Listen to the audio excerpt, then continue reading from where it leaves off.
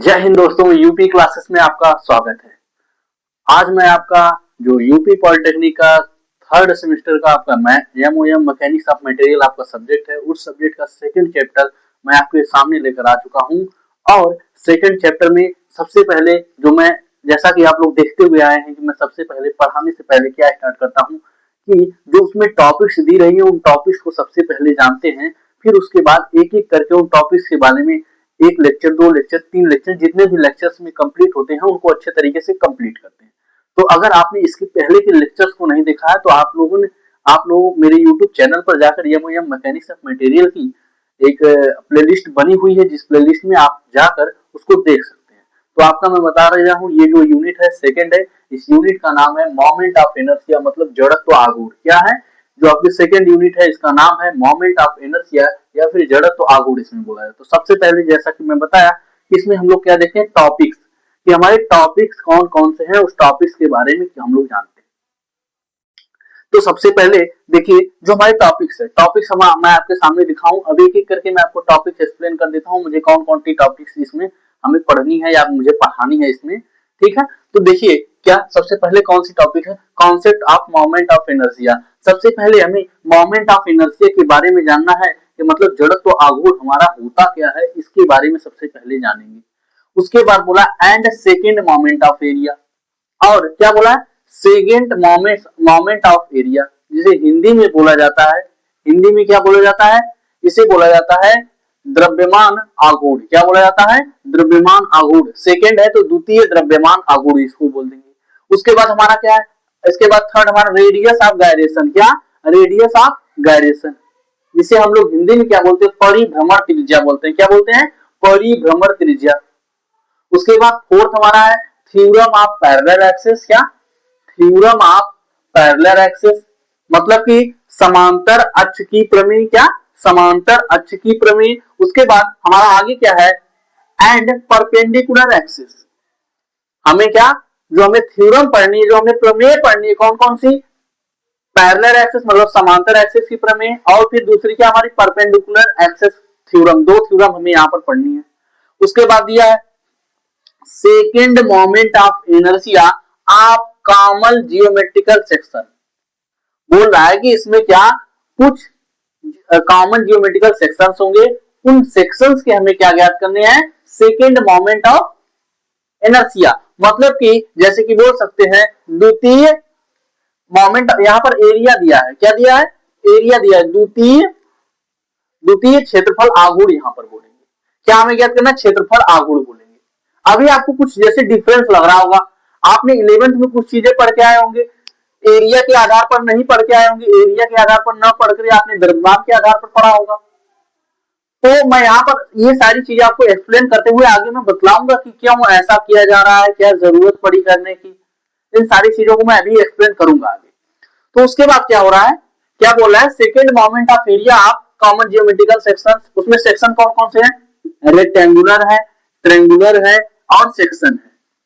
हमें क्या करना है, moment of area, second moment of area, द्वितीय क्षेत्रफल आघूर्ण ज्ञात करना है, किसका, रेक्टेंगुलर का सेक्शन का, आपका ट्रेंगुलर सेक्शन का एंड सर्कुलर सेक्शन का। उसके बाद क्या, विदाउट डेरिवेशन, मतलब कि इसका डेरिवेशन नहीं करना है, हमें इसका डेरिवेशन नहीं करना है, हमें बस इसके फार्मूले के बारे में जानना, उसके बाद हमें सवाल लगाना, इतनी चीज बोल रहा है। आगे वो बोल रहा है सेकेंड मोमेंट ऑफ एरिया, क्या बोल रहा है, second moment of area L T and I section. कौन कौन से सेक्शन का, L section, I section, L section, T section और आई सेक्शन। हमें कितने सेक्शंस के बारे में पढ़ना है, 3 सेक्शन के बारे में, L section, T section and I section. किसके बारे में, सेकेंड मोमेंट ऑफ एरिया मतलब द्वितीय क्षेत्रफल आघूर्ण के बारे में पढ़ना है। कौन कौन से section, L T and I. उसके बाद एंड सेक्शन मॉडुलस, और क्या पढ़ना है, सेक्शन मॉडुलस, काट मापांक। क्या पढ़ना है, काट मापांक पढ़ना है। और इतनी चीजें मैं आपको ध्यान दिला दूं कि जो यहां से ये चीजें हैं, इस पर पूरा न्यूमेरिकल हमें पढ़ना है। इसमें पूरा जो दिया हुआ है ये हमें पूरा न्यूमेरिकल पर आधारित है, इसमें बस क्या है, न्यूमेरिकल, टोटल हमें क्या, न्यूमेरिकल मोमेंट ऑफ, जो आपका सेकेंड मोमेंट ऑफ एरिया है इसको निकालना है, कभी एल सेक्शन दिया रहेगा, कभी आई सेक्शन दिया रहेगा, कभी जो सेक्शन होगा वो कंप्लीट करके दो सेक्शन एक ही साथ दे देगा। तो इन सारी चीजों को हमें फाइंड करना है। तो चलिए हम लोग एक एक करके अपने टॉपिक्स को आज हम लोग पढ़ते हैं। सबसे पहले आज हम लोग जिन टॉपिक्स को कंप्लीट करेंगे उन टॉपिक्स के बारे में हम लोग देख लेते हैं कि हमारी जो टॉपिक्स होगी आपकी, जो फर्स्ट टॉपिक आपकी होगी concept of moment of inertia, मतलब कि मोमेंट ऑफ इनर्शिया की अवधारणा। और second topic second moment of area and radius of gyration. क्या? Radius of gyration. इतनी सारी चीजें हमें पढ़नी है।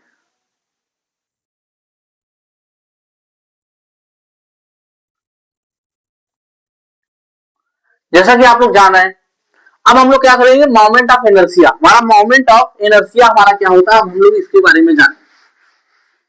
बहुत ही डिटेल में जाऊंगा, आपको अच्छे तरीके से एक एक करके एक एक चीजें आपको समझ में आएगी। और मेरे साथ आप लोग बहुत मैं धीरे पढ़ा रहा हूं, जिसकी वजह से आप लोग शायद मैं ये विचार कर सकता हूं कि आप लोग नोट भी साथ में बनाते बनाते चल सकते हैं। तो सबसे पहले हमें क्या पढ़ना है, मोमेंट ऑफ इनर्शिया।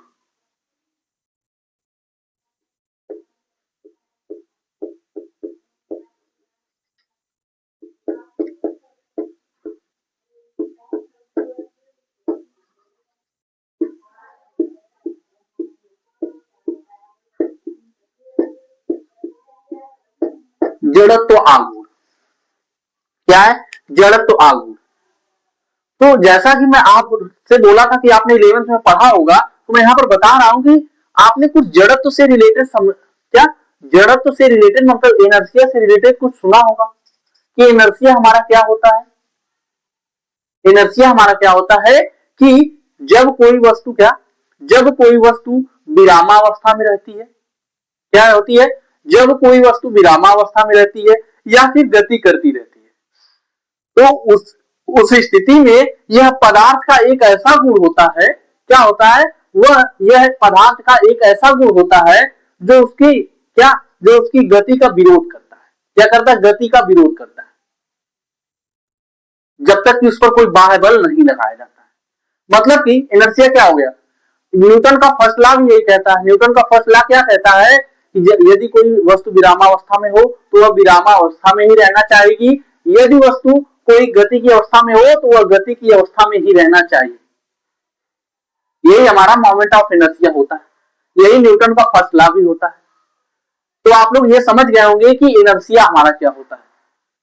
मैं बोल सकता हूं कि इनर्शिया किसी वस्तु का वह गुण है जो उसकी गति में परिवर्तन का विरोध करता है। क्या करता है? जो उसकी वस्तु की गति में परिवर्तन का विरोध करता है, उसे हम लोग इनर्शिया बोलते हैं, जड़त्व बोलते हैं। और यहां पर क्या है, यहां पर आपका है मोमेंट ऑफ इनर्शिया। क्या है? मोमेंट ऑफ इनर्शिया, मतलब कि जड़त्व आघूर्ण है। क्या है? जड़त्व आघूर्ण। तो जड़त्व आघूर्ण क्या होता है? जैसा जड़त्व है वैसा ही जड़त्व आघूर्ण होगा, परंतु यहां पर गति आपकी बदल जाएगी। तो यहां पर मैं परिभाषित करूंगा कि जब कोई वस्तु किसी अक्ष के परितः जब कोई वस्तु किसी अक्ष के परितः घूर्णन गति कर रही हो, जब कोई वस्तु किसी अक्ष के परितः घूर्णन गति कर रही हो, तो घूर्णन गति क्या होती है, इसके पहले हम लोग जान सकते हैं घूर्णन गति क्या होती है। मान लीजिए ये कोई अक्ष है और आर यहां से यहां तक की दूरी ले लेते हैं, यहां एक पिंड ले लेते हैं द्रव्यमान जिसका यम। अब क्या कर रहे हैं, ये कोई एक्सिस हो गई, यहां पर मैंने मान लीजिए धागा बांध लिया। क्या किया? मैं यहां पर धागा बांध कर यहां पर कुछ पदार्थ ले लिया, और अब क्या हो रहा है कि अब उसमें घुमा रहा हूं। क्या कर रहा हूं? घुमा रहा हूं। तो इस अक्ष के परितः इस अक्ष के परितः निश्चित दूरी पर, जब कोई धागा बांध देंगे तो निश्चित दूरी पर रहेगा और क्या करेगा? गति करेगा। घुमाएंगे ऐसे, जब हम लोग क्या करेंगे, हम लोग उसको घुमाएंगे तो वो चारों तरफ गति करेगा, और जो हमेशा वो गति करेगा वो यहां से यहां तक की दूरी हमेशा आर ही रहेगी। मतलब दूरी हमारी उस स्थिति में निश्चित रहेगी। क्या रहेगी? निश्चित रहेगी। तो हम लोग बोल सकते हैं कि रोटेशनल आपकी जो आपकी घूर्णन गति क्या होती है इसके बारे में मैं बता सकता हूं कि जब कोई पिंड किसी अक्ष के परितः क्या जब कोई पिंड किसी अक्ष के परितः गति या वृत्तीय गति करता है तो पिंड की ऐसी गति को हम लोग घूर्णन गति बोलते हैं। क्या बोलते हैं? घूर्णन गति बोलते हैं। इसे इंग्लिश में बोला जाता है रोटेशनल मोशन। और जो हमारी अक्ष होती है, हमारी जो एक्सिस होती है, उस एक्सिस को बोला जाता है रोटेशनल एक्सिस, घूर्णन अक्ष बोला जाता है। तो मान लीजिए हमारी रोटेशनल एक्सिस हो गई, क्या हो गई?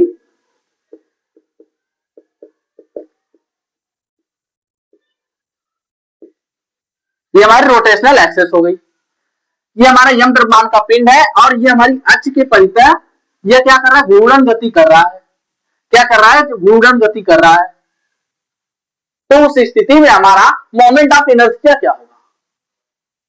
बताया हूं जैसा कि मोमेंट ऑफ इनर्शिया किसी वस्तु का वह गुण होता है, किसी घूर्णन गति करते हुए किसी पिंड का वह गुण होता है जो उसके गति में परिवर्तन का विरोध करता है। क्या करता है? उसके गति में परिवर्तन का विरोध करता है।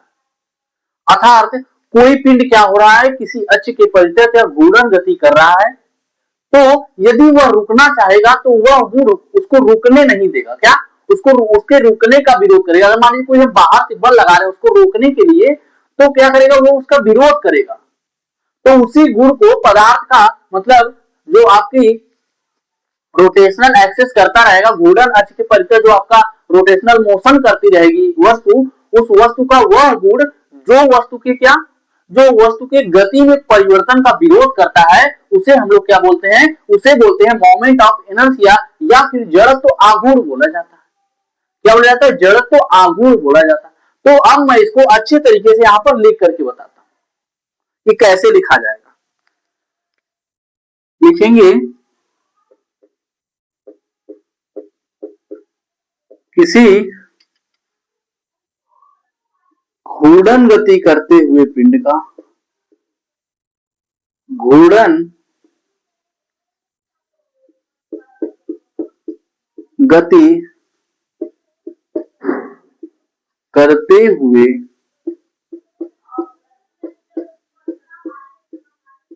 पिंड का वह गुण, क्या? किसी घूर्णन गति करते हुए पिंड का वह गुण जो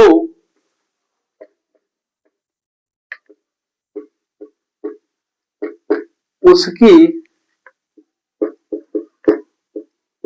गति में क्या? जो उसकी गति में परिवर्तन का विरोध करता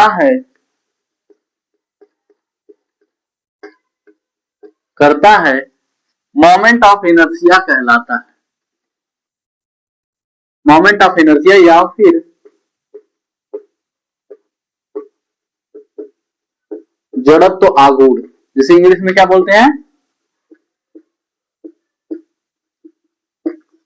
मोमेंट ऑफ इनर्शिया।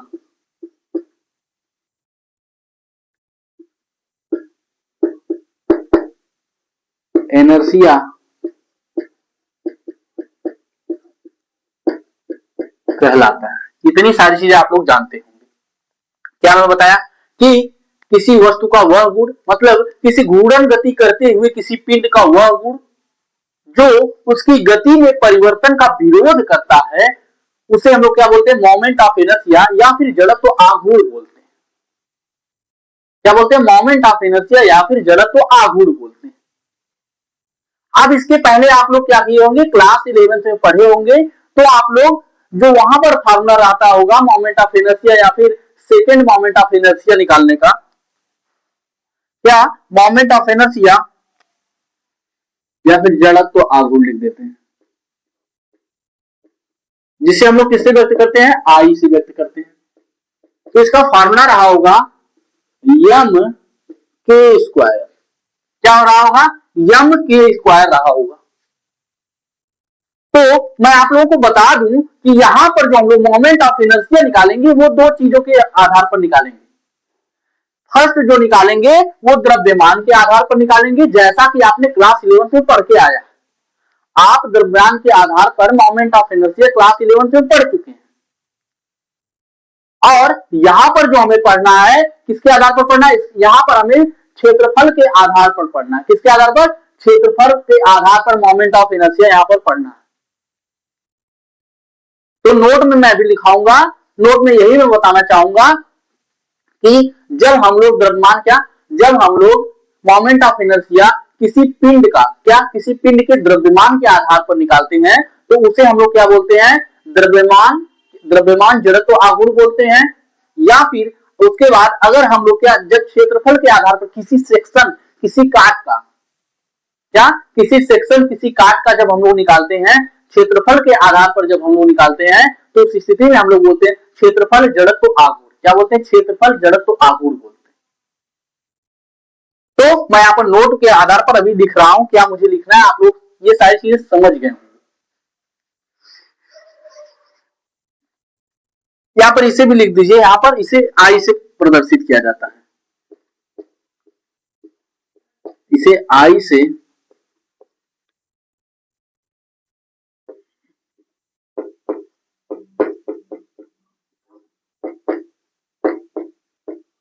प्रदर्शित, इसे आई से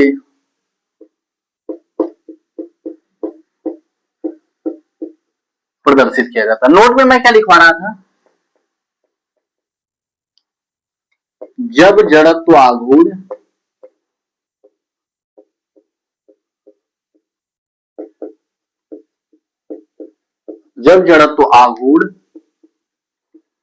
किसी ठोस पिंड के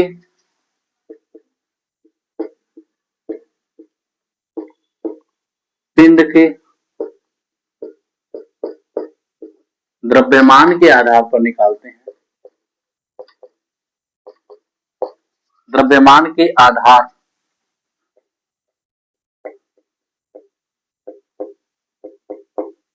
पर निकालते हैं तो उसे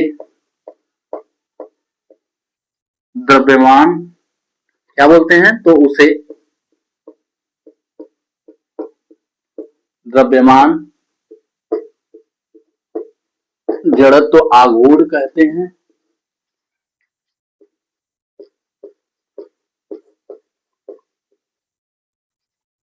और सेकंड क्या है, जब जड़त्व आघूर्ण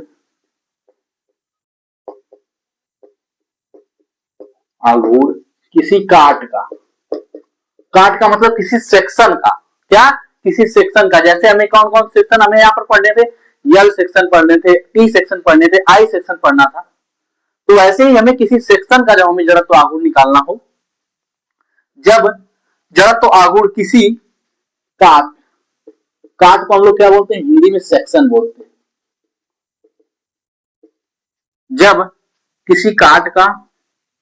जब जड़त्व आघूर्ण किसी काट का क्षेत्रफल के आधार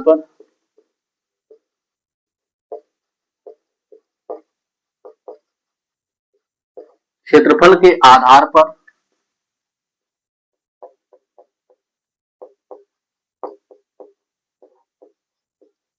निकालते हैं तो उसे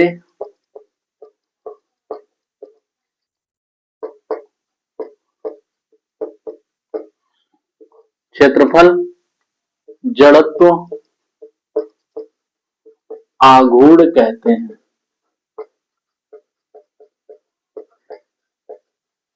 क्या कहते हैं, क्षेत्रफल जड़त्व आघूर्ण कहते हैं।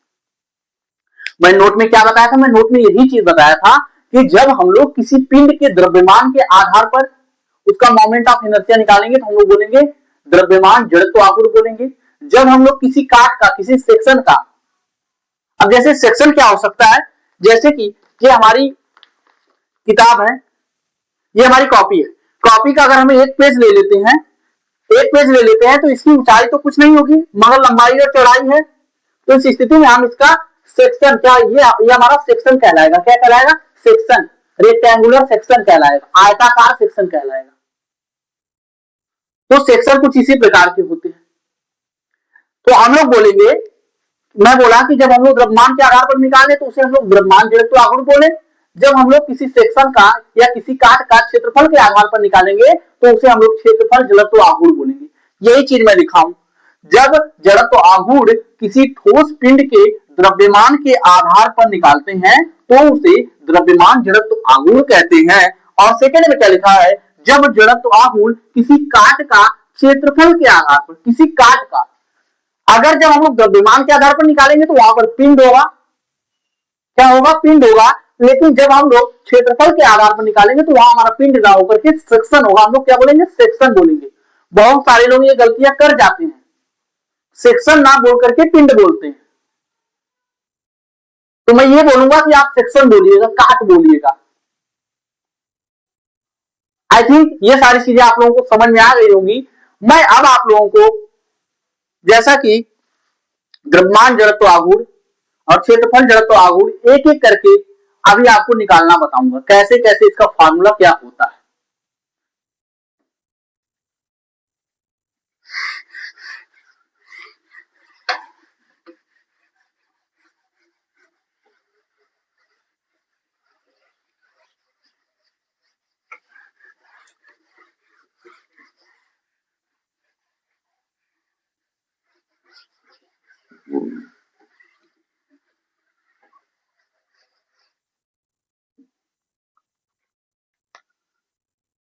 पहले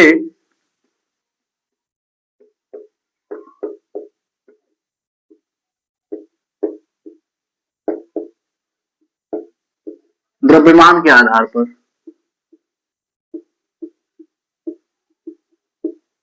based on mass,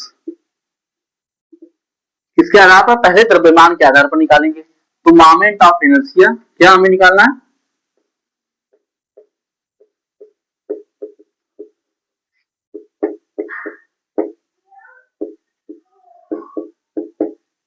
inertia are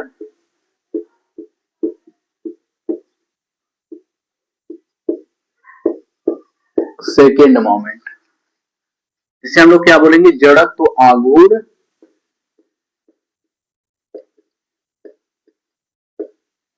आघूर्ण या द्वितीय आघूर्ण।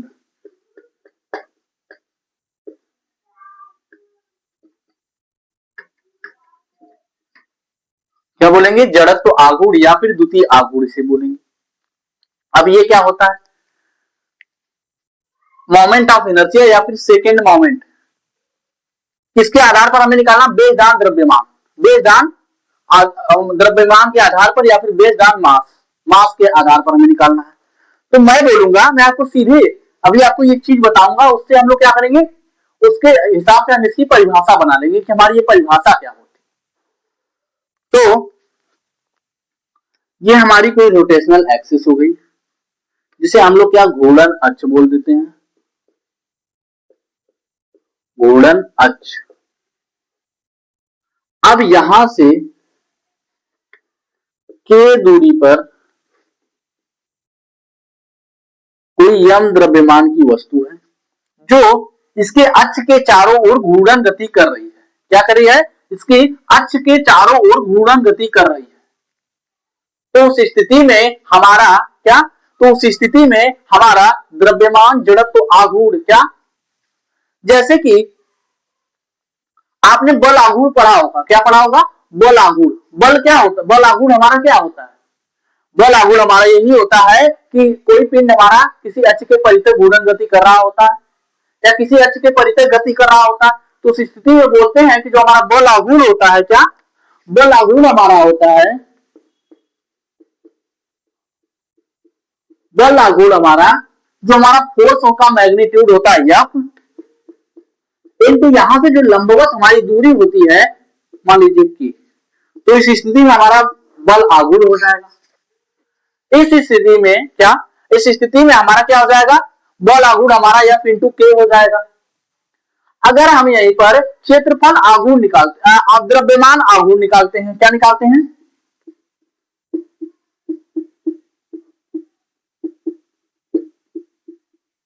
द्रव्यमान आघूर्ण निकालते हैं, तो हमारा द्रव्यमान आघूर्ण हमारा क्या होगा, हमारा द्रव्यमान आघूर्ण क्या हो जाएगा, m इंटू के हो जाएगा।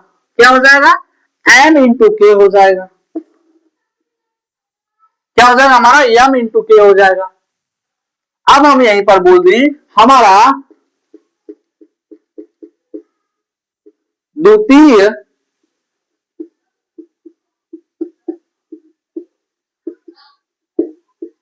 द्वितीय द्रव्यमान आघूर्ण क्या होगा।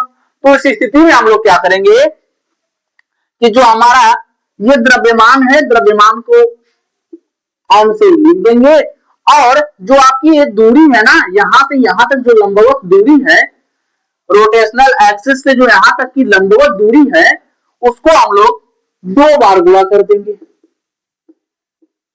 तो ये हमारा आ जाएगा यम के स्क्वायर। यही हमारा क्या कहलाएगा, द्वितीय द्रव्यमान आघूर्ण। क्या कहलाएगा, द्वितीय द्रव्यमान आघूर्ण, यही हमारा कहलाएगा। जैसे कि मैंने एग्जांपल दिया आपको, एग्जांपल किसका दिया मैंने, टॉर्क का दिया, जड़त्व आघूर्ण का दिया।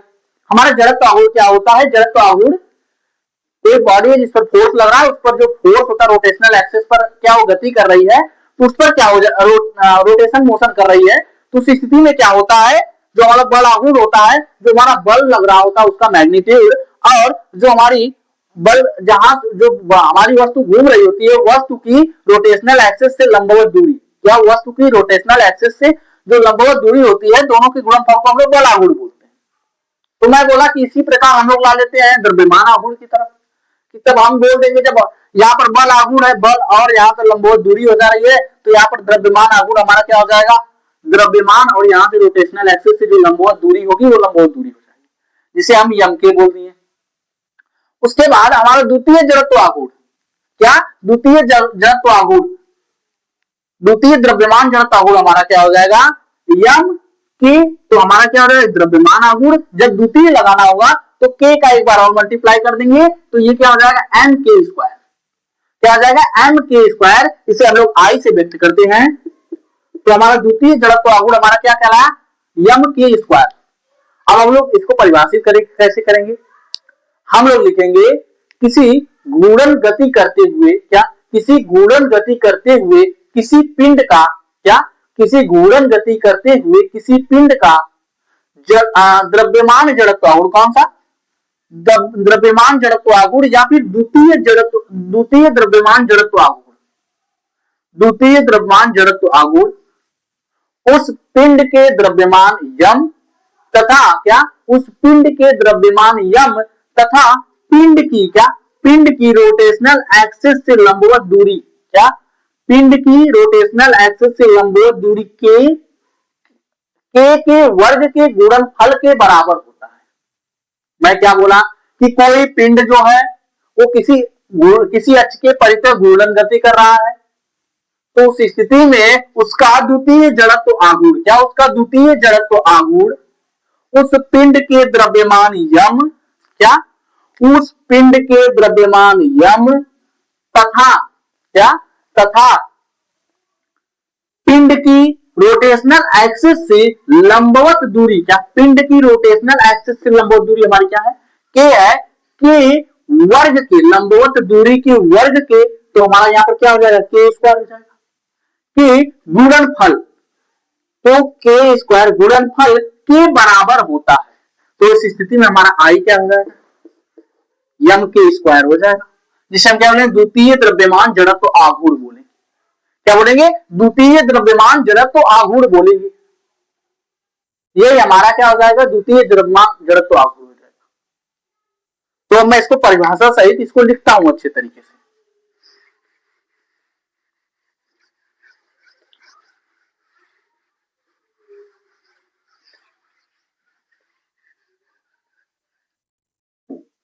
किसी घूर्णन गति करते हुए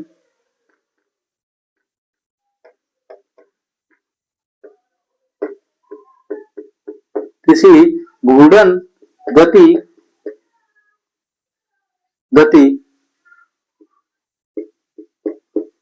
करते हुए पिंड का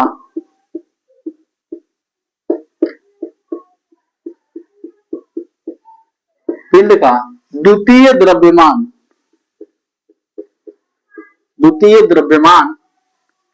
आघूर्ण, क्या द्वितीय द्रव्य, किसी घूर्णन गति करते हुए किसी पिंड का द्वितीय द्रव्यमान आघूर्ण उस पिंड के द्रव्यमान आघूर्ण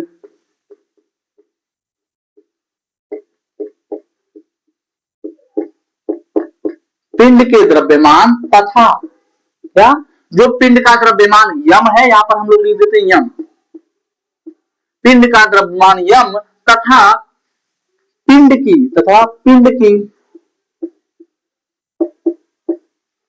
की घूर्णन अक्ष से लंबवत दूरी, पिंड की घूर्णन अक्ष से लंबवत दूरी, पिंड की घूर्णन अक्ष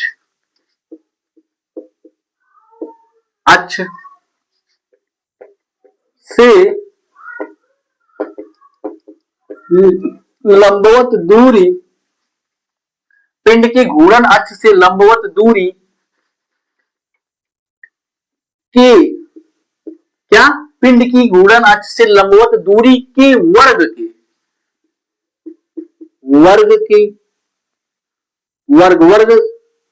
क्वेश्चन हमारा क्या है, के स्क्वायर है, यहां से दूरी इसका क्या है, के स्क्वायर है, के गुणनफल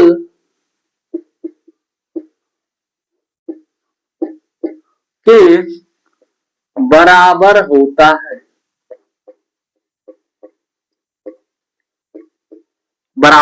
है, तो इस स्थिति में हम लोग लिख सकते हैं I इज इक्वल टू, क्या मैं लिखा हूं यहां पर देखिए, इससे मैं फिर परिभाषा बनाता हूं, किसी घूर्णन गति करते हुए पिंड का द्वितीय द्रव्यमान आघूर्ण पिंड के द्रव्यमान यम, क्या, पिंड के द्रव्यमान यम लिख लेता हूं, पिंड की घूर्णन अक्ष से लंबवत दूरी के वर्ग क्या है लंबवत दूरी का, यहां से यहां तक ये लंबवत दूरी है जिसे के से डिनोट किया गया, दर्शाया गया है, और इसका वर्ग क्या हो जाएगा, के स्क्वायर हो जाएगा, तो क्या हो जाएगा, के स्क्वायर के गुणनफल के बराबर होती है,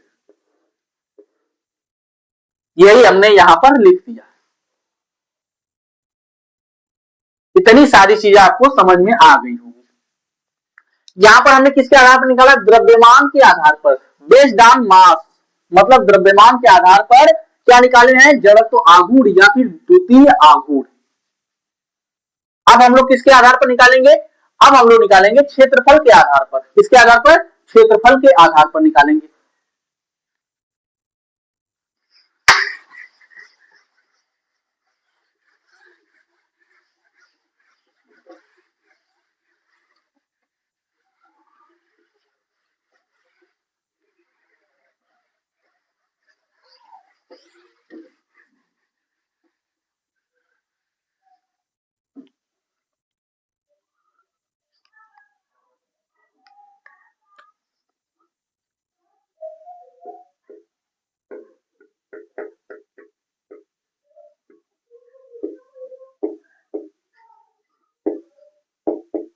क्षेत्रफल के आधार पर बेस्ड ऑन एरिया,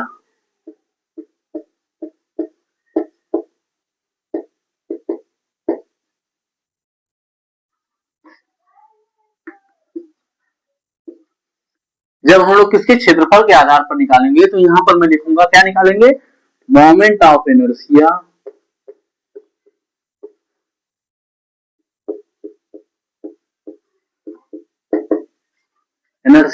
और सेकेंड मोमेंट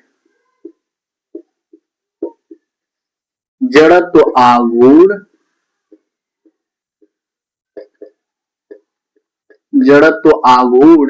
या द्वितीय आघूर्ण,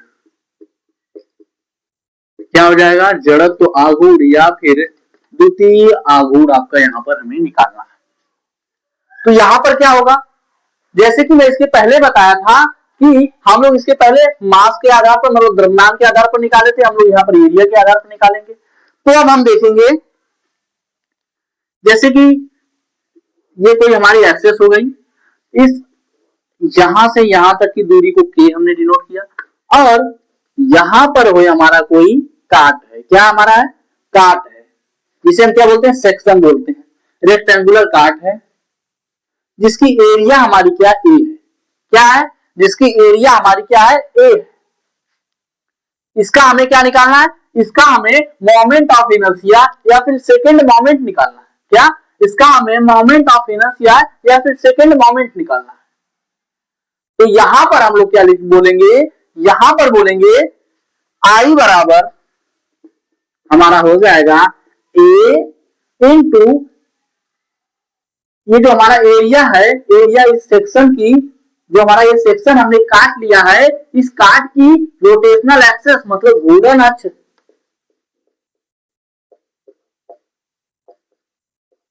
घूर्णन अक्ष की लंबवत दूरी के वर्ग के गुणनफल,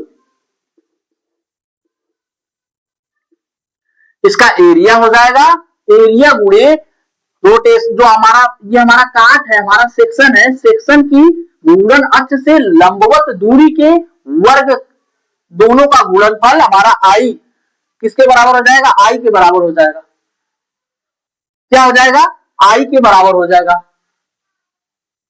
तो अब हम इसको परिभाषित कैसे करेंगे, हमें परिभाषित करना है, हम लोग इसको कुछ इस प्रकार से परिभाषित करेंगे कि किसी घूर्णन गति करते हुए किसी काट का, क्या, किसी काट का, इसके पहले हमने बोला था किसी पिंड का, तो यहां हम लोग बोलेंगे किसी काट का, किसी घूर्णन गति करते हुए किसी काट का या फिर सेक्शन का, काट को ही इंग्लिश में क्या हो जाता है, सेक्शन का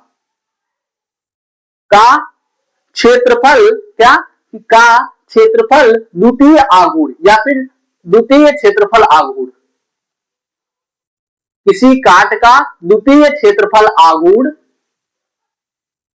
आई, क्या, किसी काट का द्वितीय क्षेत्रफल आघूर्ण आई, उस काट के क्षेत्रफल, उस काट के क्षेत्रफल ए तथा उस काट की, क्या, उस काट अर्थात उस सेक्शन की घूर्णन अक्ष के, क्या, घूर्णन अक्ष के लंबवत दूरी के वर्ग के गुणनफल के बराबर होता है। मैं क्या बोला, मैं यही बोला कि किसी घूर्णन गति करते हुए किसी काट अर्थात सेक्शन का, किसी काट अर्थात सेक्शन का द्वितीय क्षेत्रफल आघूर्ण, क्या, द्वितीय क्षेत्रफल आघूर्ण उस काट के क्षेत्रफल ए तथा काट की, क्या, तथा काट की घूर्णन अक्ष से लंबवत दूरी के वर्ग के बराबर होता, वर्ग के गुणनफल के बराबर होता है। मैं यहां पर लिख करके समझाता हूं आपको कि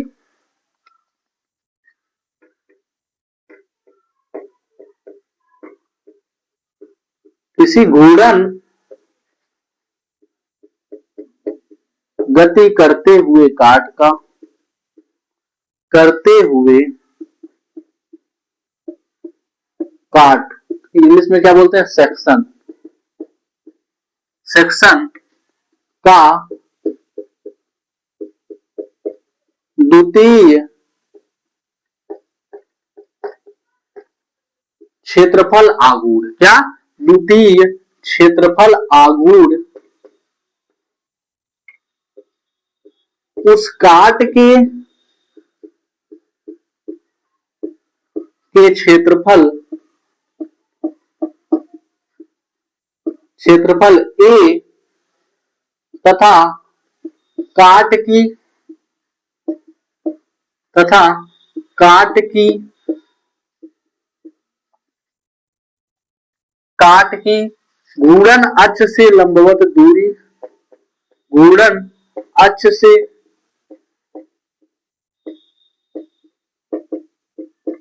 लंबवत दूरी के वर्ग के, वर्ग के गुणनफल के बराबर होता है।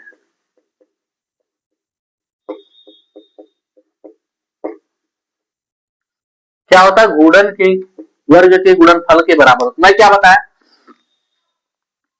कि किसी घूर्णन गति करते हुए किसी काट का, मान लीजिए ये हमारा कोई रोटेशनल एक्सिस है और ये हमारा काट है जिसका क्षेत्रफल ये है, ये किसी अक्ष के परितः घूर्णन गति कर रहा है। तो उस स्थिति में किसी घूर्णन गति करते हुए काट का द्वितीय क्षेत्रफल आघूर्ण, क्या द्वितीय क्षेत्रफल आघूर्ण यानी कि आई, क्या यानी कि आई उस काट के क्षेत्रफल ए, उस काट के क्षेत्रफल ए तथा काट की घूर्णन अक्ष से लंबवत दूरी, काट की घूर्णन अक्ष से लंबवत दूरी के, काट की घूर्णन अक्ष से लंबवत दूरी के गुणनफल के बराबर होती है। तो वही बात तो लिखा हूं कि यहाँ पर क्या आ गया, काट का क्षेत्रफल ये आ गया और यहाँ पर काट की घूर्णन अक्ष से लंबवत दूरी दोनों के गुणनफल को हम इसके बराबर कर दिए हैं। यही हमारा क्या कहलाया है, हमारा यही यहाँ पर कहलाया है द्वितीय क्षेत्रफल आघूर्ण। क्या कहलाया है, द्वितीय क्षेत्रफल आघूर्ण कहलाया है। अब हम इसकी यूनिट की बात करेंगे, इसकी यूनिट क्या होती है। तो यूनिट देखेंगे, ए स्क्वायर का क्या होता है, मीटर स्क्वायर, और के यहां से यहां तक की दूरी है तो उसका भी हो जाएगा के इंटू के, मतलब एम इंटू एम, मीटर इसका भी होगा, मीटर इसका भी होगा। तो हम लोग यहाँ पर बोल सकते हैं मीटर की पावर 4, क्या मीटर की पावर 4 बोल सकते हैं या फिर सेंटीमीटर की पावर 4 बोल सकते हैं। तो मैं यहाँ पर इसकी यूनिट लिख देता हूं, यूनिट क्या हो जाएगी, मीटर की पावर 4 या सेंटीमीटर की पावर 4। अब इसकी डायमेंशन क्या हो जाएगी, जिसे हम लोग हिंदी में क्या बोलते हैं, बीमा बोलते हैं। जब इसकी डायमेंशन क्या हो जाएगी, इसकी डायमेंशन हो जाएगी एल की पावर में 4। क्या हो जाएगी, लंबाई को हम लोग एल से दर्शाते हैं तो बोल देंगे एल की पावर में 4 इसकी क्या हो जाएगी, और इसकी हमारी डायमेंशन हो जाएगी, बीमा हो जाएगी। अब इसके बाद हमें क्या पढ़ना था, रेडियस ऑफ जाइरेशन पढ़ना था।